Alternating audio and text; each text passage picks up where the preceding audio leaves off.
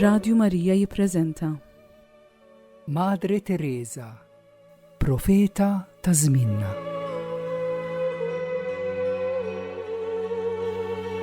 Programm dwar l-ispiritwalità ta' Madre Teresa ta' Kalkutta.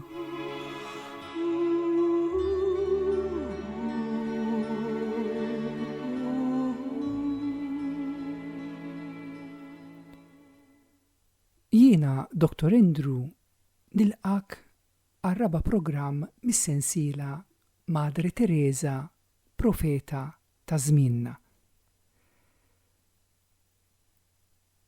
Għalkemm ġejjin minn żewġ dinjiet kważi opposti, Madre Teresa u Lilien Micheli Farrugia kienu ħbieb kbar. Flimkien ħadmu biex itaffu il-faqar, speċjalment fost l-ifqar fost il-fqar. Ħa nisimgħu l-ewwel parti ta' din l-intervista li Lilien ġentilment kienet lesta li tagħti lil Radju Marija.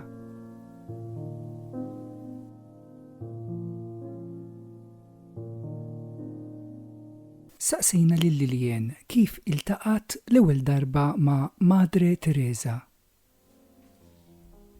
Inti tkun taf kif intqajt ma' Madre Teresa. Mela, ilu ma niftakarx is-sena, ma kien hawn Monsignor Vella, Charles Vella. Dak iż-żmien u kien ġie għandi u qalli Lilien qalli tista' tintervista l-Madre Teresa. Għatlu le. Qalli għaliex le. Ma nafx min hi Madre Teresa ma nafx tagħmel. U tu qatt ma intervistajt il-ħadd, ma issa nibda llum.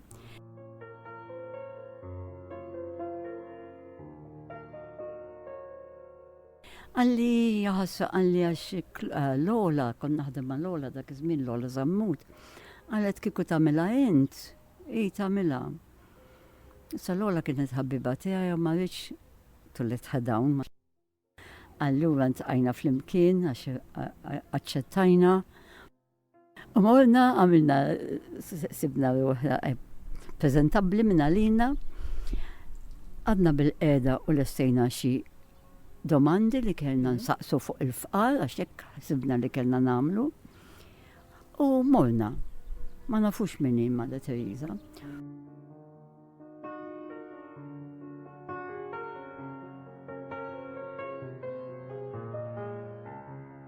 U tidħol dil-mara żgħira, idea flimkien, rasa baxxuta, poġġi bil-qiegħda bejnietna u aħna nħarsu lejn xulxin u nibda jien il-brava Madre Teresa, ma nafx saqsejta xi ħaġa fuq il-fqar.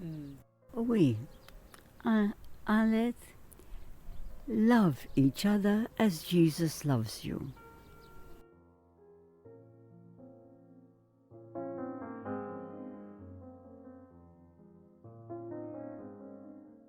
Love each other as Jesus loves you. Għattaw sejrin ħażin hawn. Mhux hekk kif se nkomplu.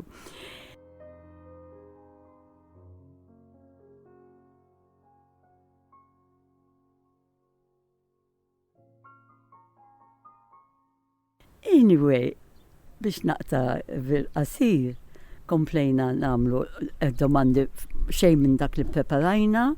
Okay, biex niġu għat-ton tagħha, imma jikella messaġġ wieħed biss jgħid li Jesus loves you, love each other as Jesus loves you. Dak li bidet tajt għal dikinhar.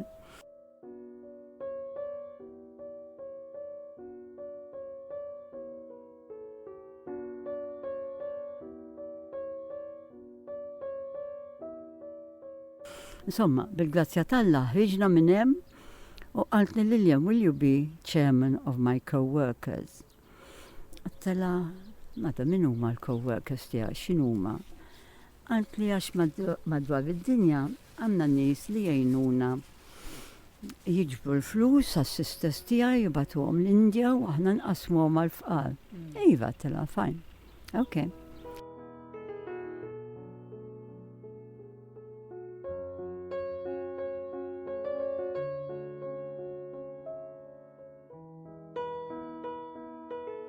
ċbart xi nies, ħbib tiegħi, konna nintaqgħu nagħmlu affarijiet min jaħdem bin-knitting, min jaħdem il-bisi ta' tfal, min jagħmel lajet, min jagħmel il-pots, il-pjanti, u konna nagħmlu bażar kbir, okay? U konna nibgħatu l-flus il-Mother Teresa. Semmek kollox sewwa.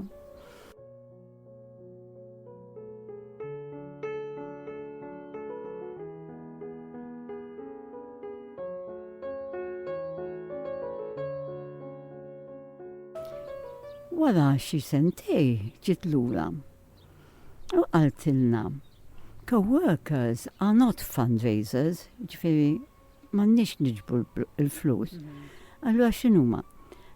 The co-worker is a way of life. You have to be more spiritual and you have to love everybody you meet. See Jesus in every person you meet.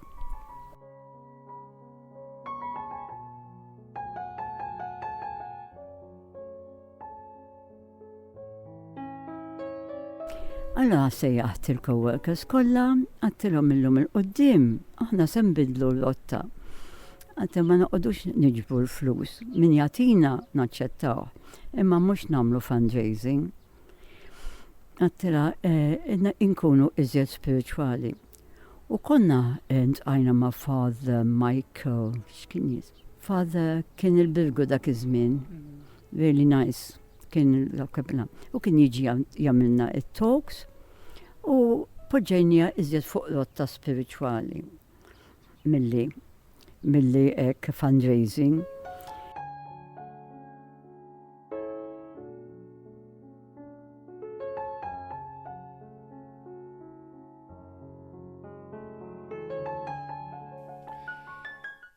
Lillian komplit tirrakkonta l-esperjenza li kellhom il-coworkers Ġermaniżi. Li ma' esperjenza għenet li Lillian biex tifhem aktar u aħjar l-ispirtu ta' Madre Teresa. U mbagħad kienet qaltilna storja Madre Teresa stess li kellha coworkers tedeschi veru organizzati, brilliant. U ġabru ħafna flus.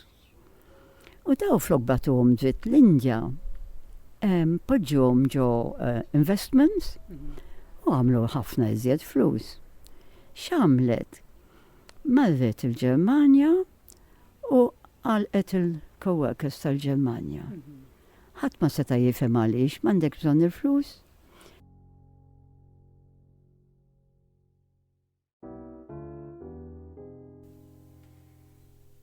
Interessanti hi r-risposta li Madre Teresa tat biex tispjega dan l-emil tagħha. Il-fqar m'għandhomx iċ-ċans li jġemmaw il-flus u jinvestuhom. Il-fqar iriduhom illum għax illum għandhom il-ġuħ.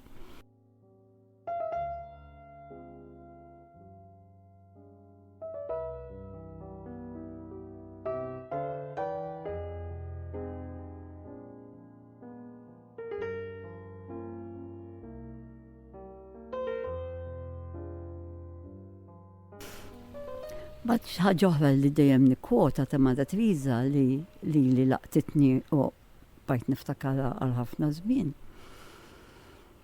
Taf kulħadd ikollu xi problemi fil-ħajja u jiena konti li co-worker president chairman tal-co-workers ta' Madre Teresa għal ħafna żmien. U dak iż-żmien il-ħajja tiegħi kienet ultra soċjali naħseb. Konna dejjem mistednin, nistiednu, dak kienet il-ħajja tal-raġel tiegħi.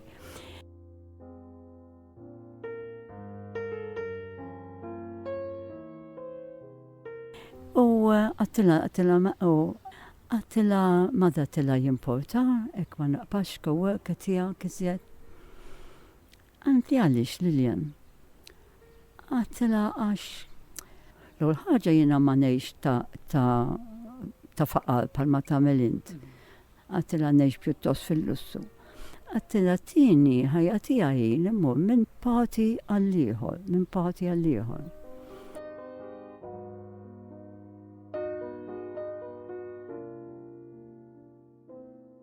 Tafx qalt li Lillian, qalt li if that's the life Jesus wants you to lead, that is the life you have to lead. Lead your life, Lillian, go to your parties and take Jesus with you. Dik kienet vera sabiħa, u bajt niftakara, take Jesus with you.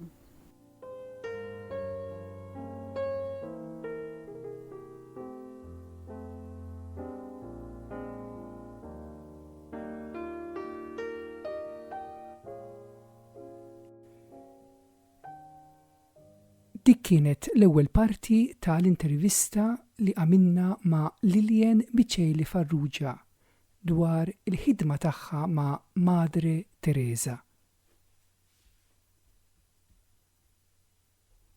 Il-kobor ta' Madre Teresa għalija jidher fl-umiltà tagħha li dejjem kienet lesta titgħallem minn fost l-ifqar fost il-fqar. Ħanisimgħuha titkellem fuq hekk, fuq kemm il-fqar jgħallmuha lezzjonijiet fuq il-ħajja.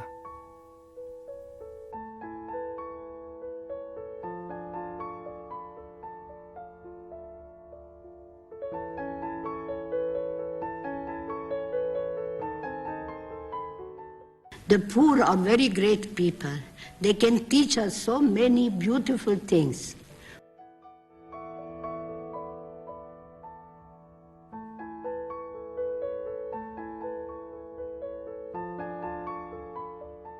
These poor people maybe have nothing to eat. Maybe they have not a home to live in, but they can still be great people when they are spiritually rich and love one another as God loves each one of them.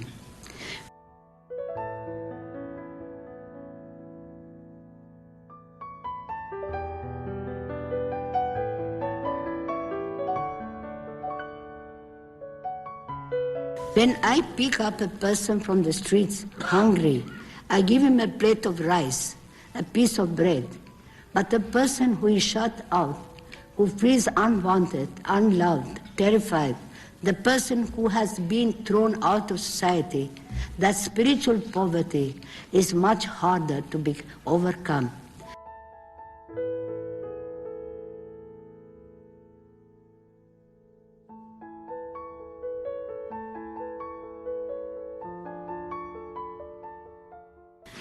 Those who are materially poor can be very wonderful people. One evening, we went out and we picked up 4 people from the street. And one of them was in a most terrible condition.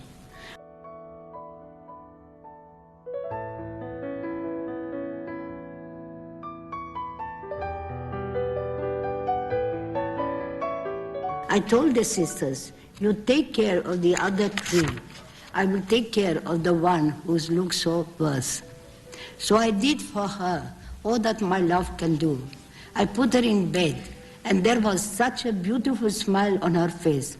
She took hold of my hand, and she said one word only, thank you, and she died.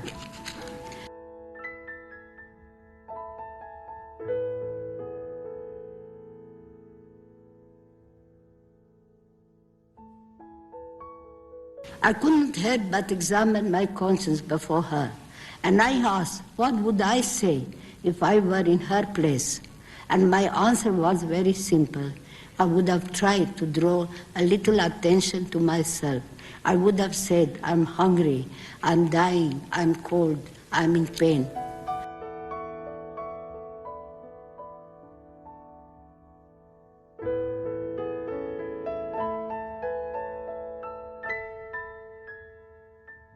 But she gave me much more. She gave me her grateful love. She died with a big smile on her face.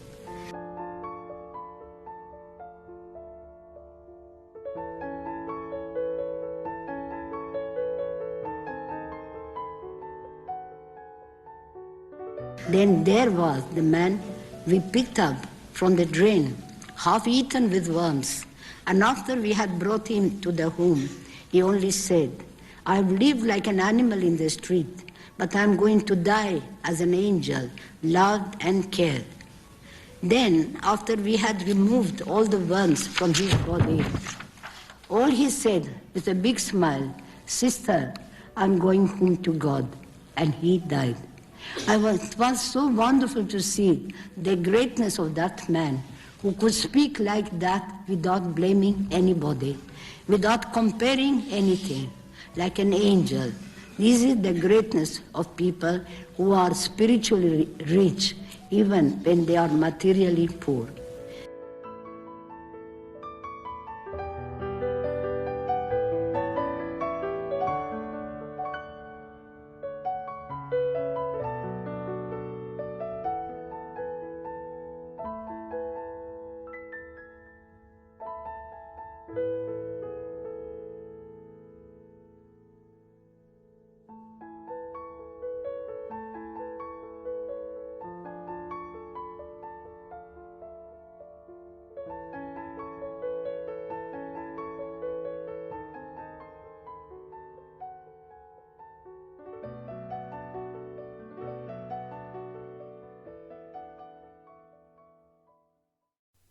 Fl-aħħar parti tal-programm, Pawlu Ketkuti ħajkompli jaqsam riflessjonijiet fuq Madri Teresa. Illum ser ikellimna fuq il-fidi kbira li din is-soru kella falla.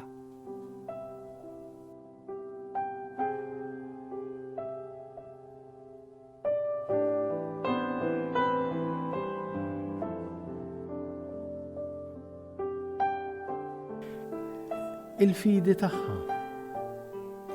tagħha. Sempliċi, m'hemm xejn elaborat, imma vera,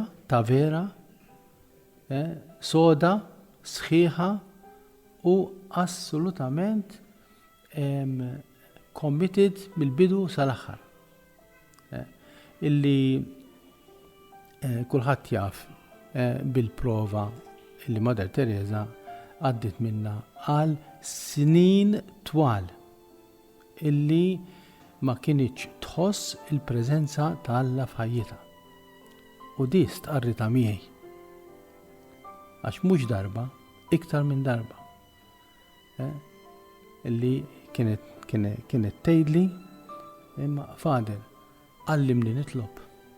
Mother Teresa tiġi staqsi l-Pawlu Ketkuti biex jgħallima titlob.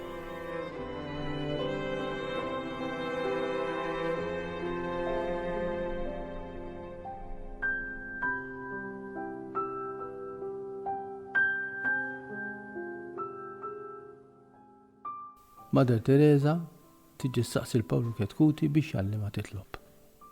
Għaliex kienet għalija dejjem bilanċ biex issib il-Alla u illi ħafna drabi u l-ħafna snin Alla kien baħ f'ħajjitha, baħ.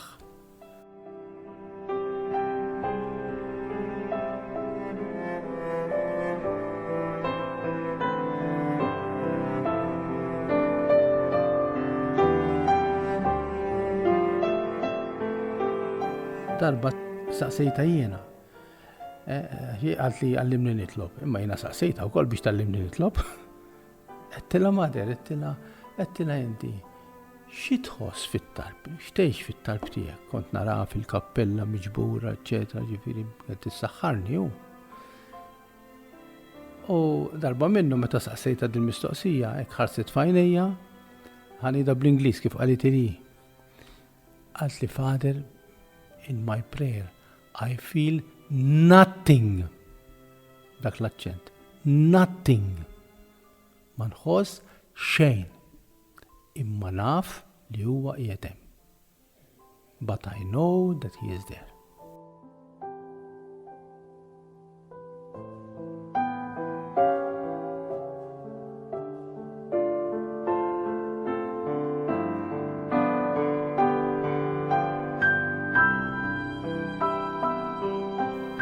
U kienet l-fidi tagħha kienet tistrieħ fuq knowledge.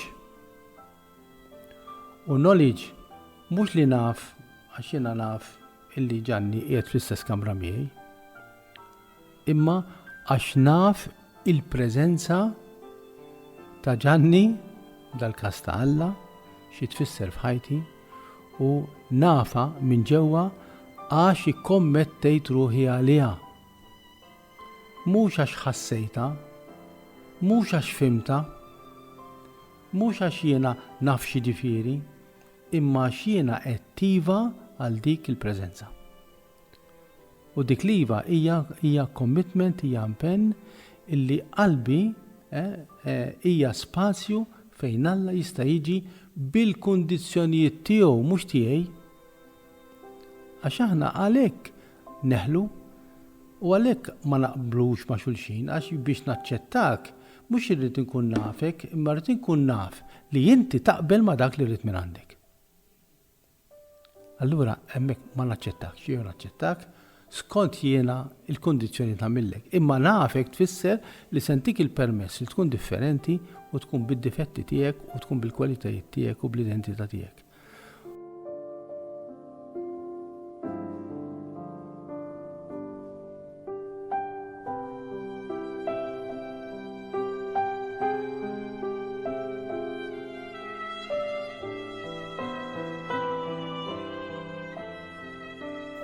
U din laqqas ma' Alla ma nagħmlu kemm il-darba, ir-relazzjoni tagħna mal-Alla kemm ħabbni Alla għaliex fiqt mill-marda.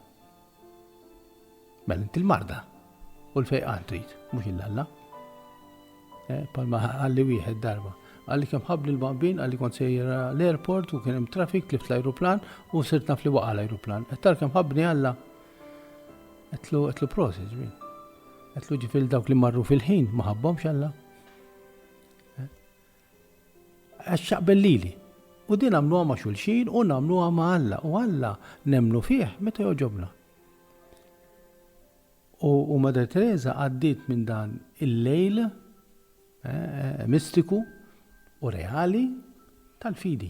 U hemm il-fidi imberkin dawk li jemnu bla ma jaraw. Mhux dawk li ma jarawx il-Alla, imma dawk li ma jarawx lill-Alla kif jixtiequ jaraw. Dik li qal Ġesu. Il-Tumas. U Madre Teresa jxita. Bil-bidu sal-aħħar.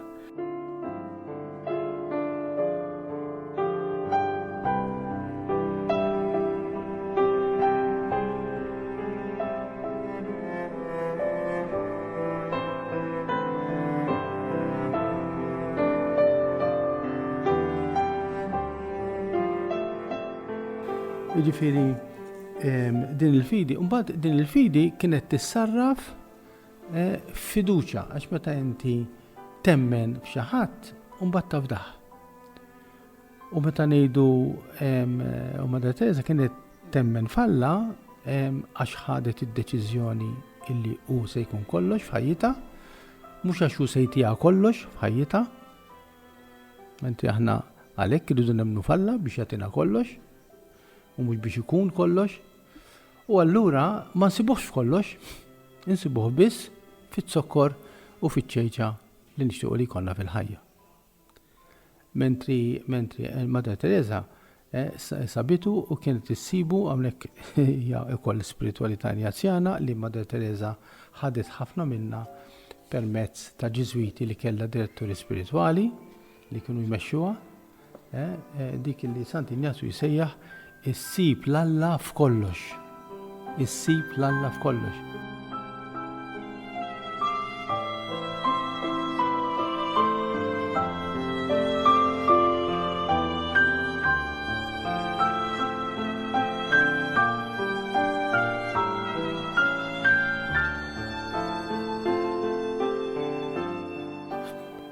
U Madre Teresa kienet issib l-Alla f'kollox anke meta ma tarax.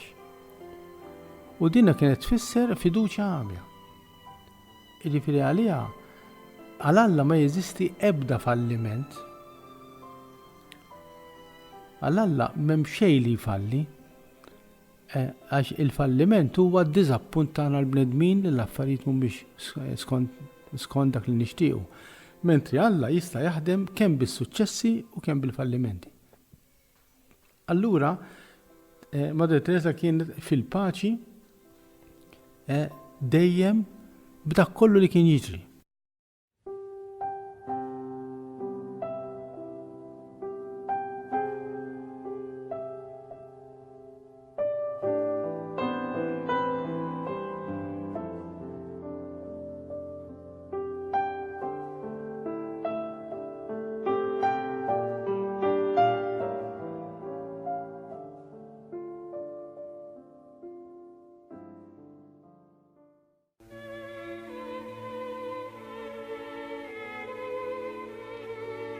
Wasanna fit-tmiem il-programm tal-lum. Infakrek li f'Malta il-missjonarji tal-karità, jew kif huma magħrufa aħjar is-sorijiet ta' Madri Teresa, jgħixu Bormla, eżattament f'bieb 135 triq San Pawl, fit-triq qabel tidħol l-isla.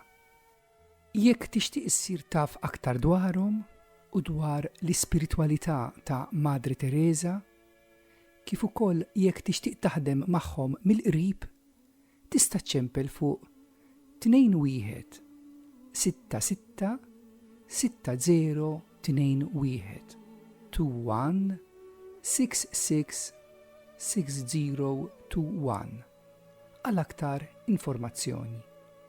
Tajjeb tkun taf ukoll li kull nhar ta' Ħadd fis-6 ta' filgħaxija fil-kappella tal-istess kunvent ikun hemm adorazzjoni ta' siegħa miftuħa għal pubbliku fejn intu wkoll mistieden.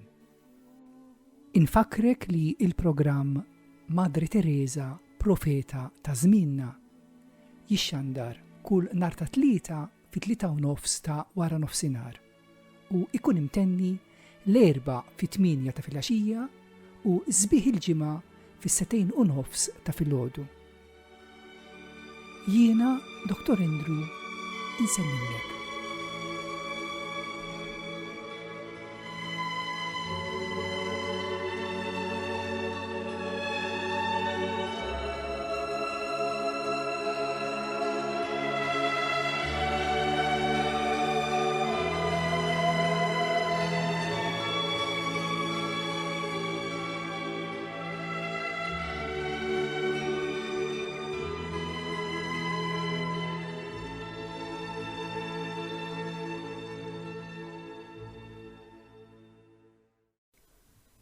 Infakruk li tista' terġa' tisma' dan il-programm jew programmi oħra f'din is-sensiela fuq il-paġna ta' Facebook Madre Teresa, Profeta ta' Żmienna.